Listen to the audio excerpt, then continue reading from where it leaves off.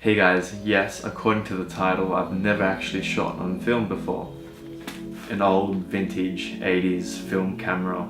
It's just a little point and shoot camera, so it should be simple to use, especially for a newbie like myself with shooting film. So yeah, this is going to be a very interesting challenge today because I've had the luxury of using a digital camera.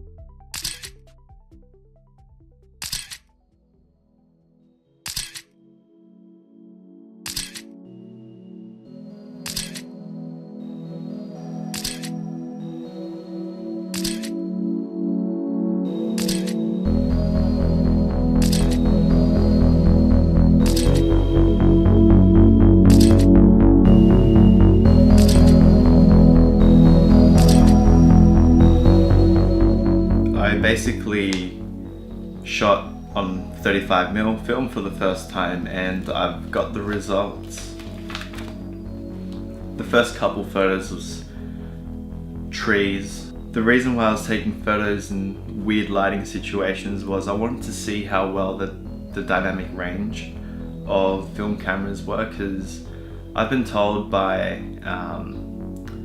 people that have shot on film before that you get really good dynamic range. And I think they were right. With this one, you can see a lot of detail in the shadows and highlights. You can see, obviously, I really like the lens flaring effect of this. This one looks really nice. What I found interesting with this camera in particular, yes, it's not an SLR camera, but it takes really nice photos. Like you can, once you get the focusing correct on it, because what you got to do is you got to do a half press and you got to get the subject dead center, and then what you do is you then you still hold the button down, and then you can shift it to the side and place them in different spots. Some of them didn't work, the autofocus. This one here,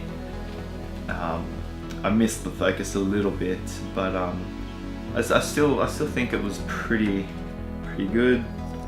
Here's another shot, because it's only one lens, so I physically had to walk up closer to the subject with the camera.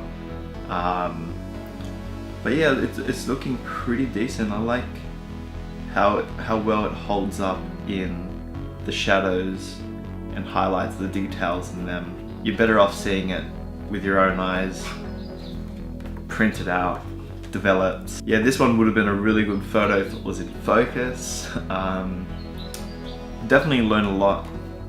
Definitely learned heaps throughout this little experience with the 35mm camera.